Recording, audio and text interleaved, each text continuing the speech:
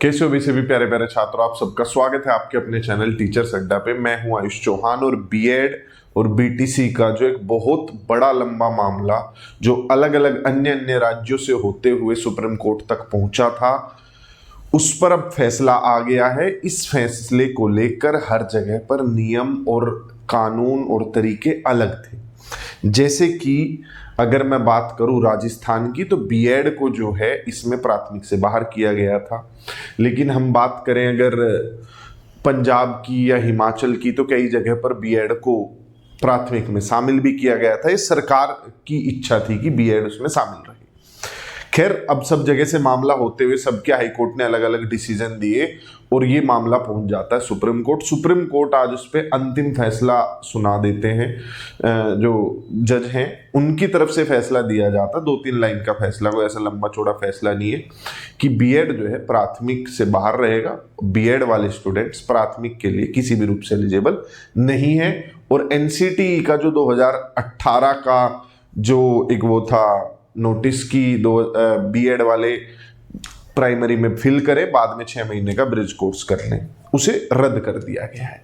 अब इसके व्यापक जो है परिणाम क्या होंगे उस पर एक बार मैं चर्चा कर लेता हूं।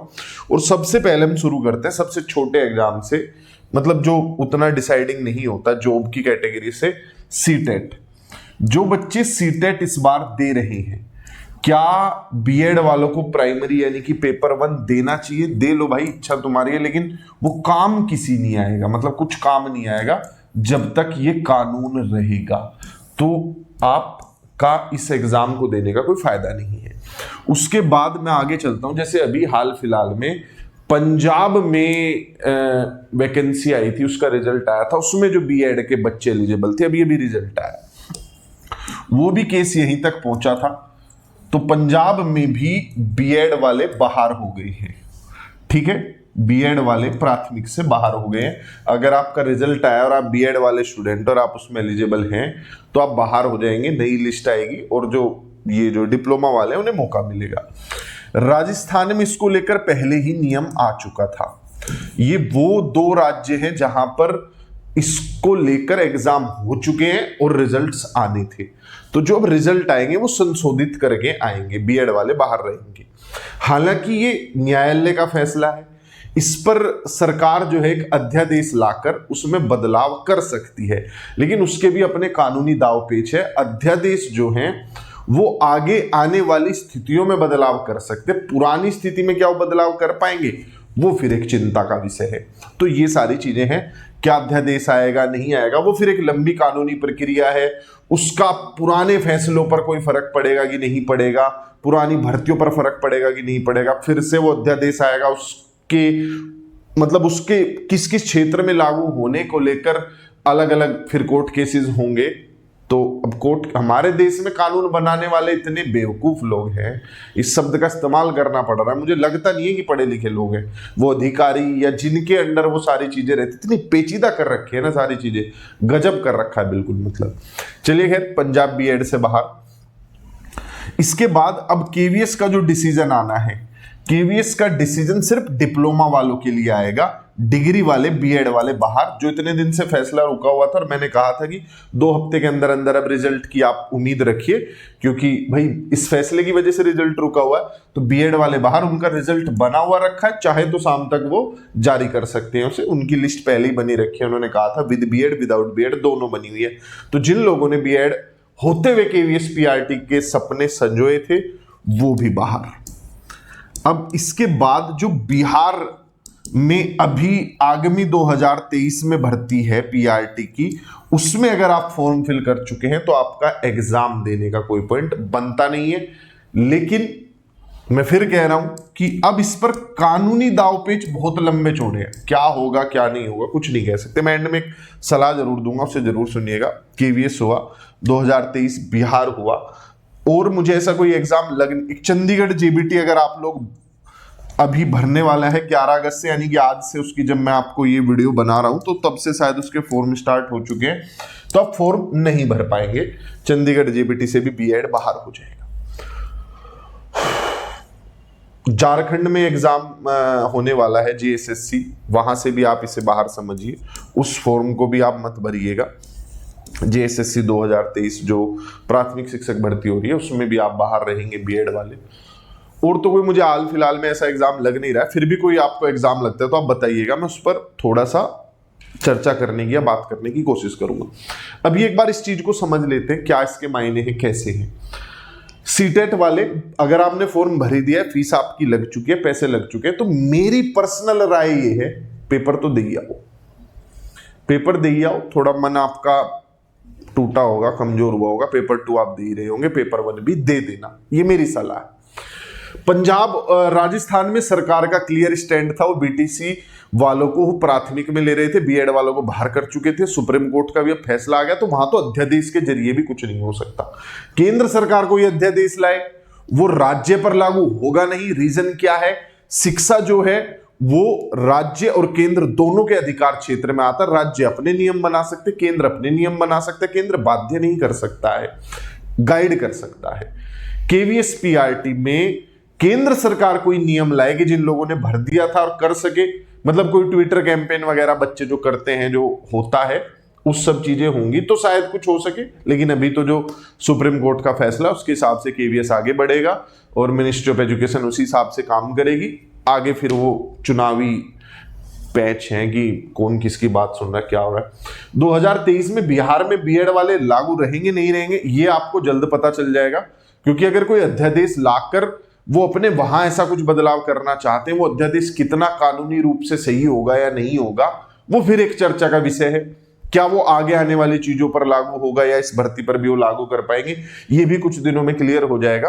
अभी के लिए आप पढ़ते रहिएगा, क्योंकि इस पे ऑर्डिनेंस लाकर कैबिनेट से चेंज कराई जा सकती है चीजें, नियम जो जैसे दिल्ली का एक उदाहरण देता हूं मैं आपको। दिल्ली को सुप्रीम कोर्ट का मानना था कि मुख्यमंत्री के हाथ में पावर होनी चाहिए।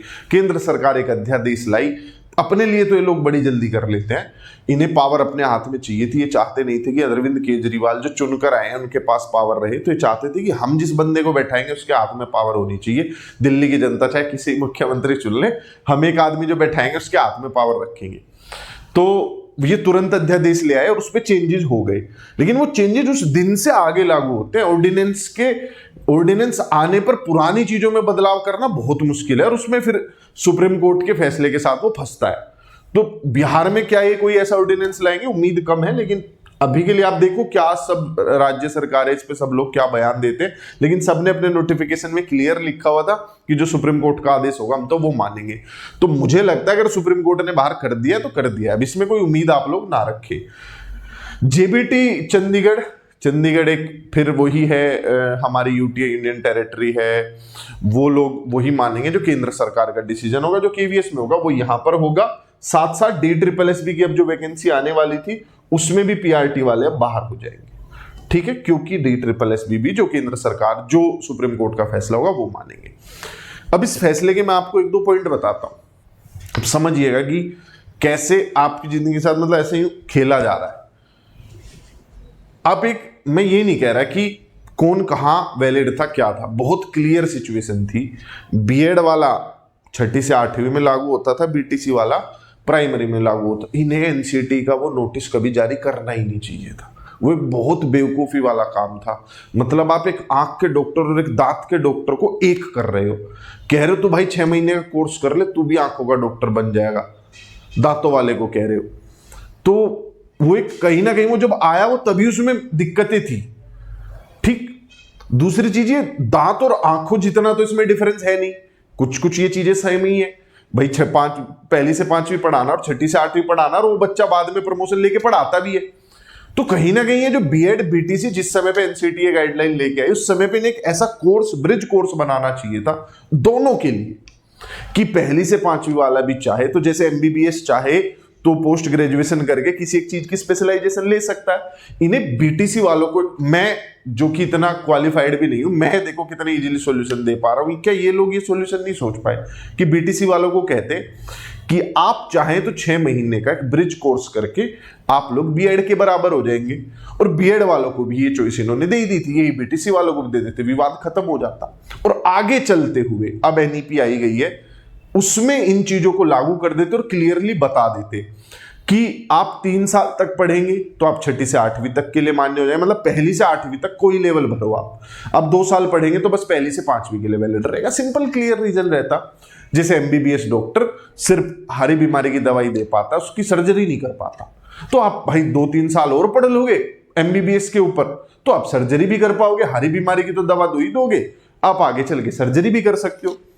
लेकिन नहीं, इन्हें तो यूं इधर से उधर से इधर खेलने की आदत है। क्लैरिफिकेशन इन्हें होती नहीं।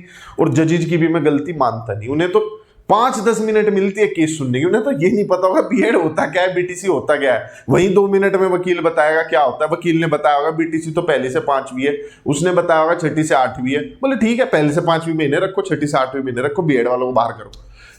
इतना ही टाइम होता है सुप्रीम कोर्ट के जज के पास। इतना टाइम होता ही नहीं कि वो 5-5 हजार पेज के केस पढ़ पाए। मुझे तो नहीं लगता पढ़ पाते होंगे, या कुछ उसके अंतिम पहलू तक पहुंच पाते होंगे।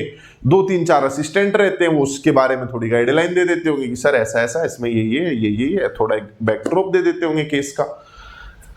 लेकिन मुझे ना तो बीएड वालों के साथ कोई विशेष संवेदना, ना बीटीसी वालों के साथ विशेष संवेदना। मुझे संवेदना उस बालक के साथ है जिसने एनसीटी 2018 की गाइडलाइन के आधार पर यह सोचकर बीएड की होगी कि बीएड बेहतर कोर्स है, दोनों जगह मान्य होता है। यानी एक सरकारी आदेश जो ये कहता है कि आप ये कोर्स करिए, ये दोनों जगह मान्य है। उसके आधार पर जिस बालक ने अपने 2-3 साल खपा दिए पिछले 5 सालों में, कितने ऐसे छात्र होंगे जिन्होंने इस उम्मीद में बीएड करी होगी कि बीएड तो दोनों जगह मान्य है, सरकारी आदेश है। उनके लिए मुझे विशेष तौर पर दुख है। वो इस सरकारी तंत्र का सबसे बड़ा वो बनते हैं, एक तरीके से खिलौना। कुछ नहीं कर सकते। जब तक तुम लोगों के पास मुद्दे हैं तब तक असली मुद्दों से ऐसे ही मजे चलते रहेंगे, यही जीवन का आनंद चलता रहेगा। Bye bye, take care. Video पसंद आया हो या ना आया हो, क्या ही इसमें पसंद आने का है, मैं कुछ नहीं कह सकता। बाकी आप इसे शेयर कर सकते हैं ज़्यादा से ज़्यादा स्टूडेंट्स तक, ताकि उन्हें सारी चीज़ें टाइम पर पता चल जाए कि क्या हुआ है, क्यों हुआ है, और क्या इसके आगे चल के इसका प्रॉपर एनालिसिस क्या कहता है और आगे क्या क्या बदलाव हो सकते हैं। Bye bye, take care.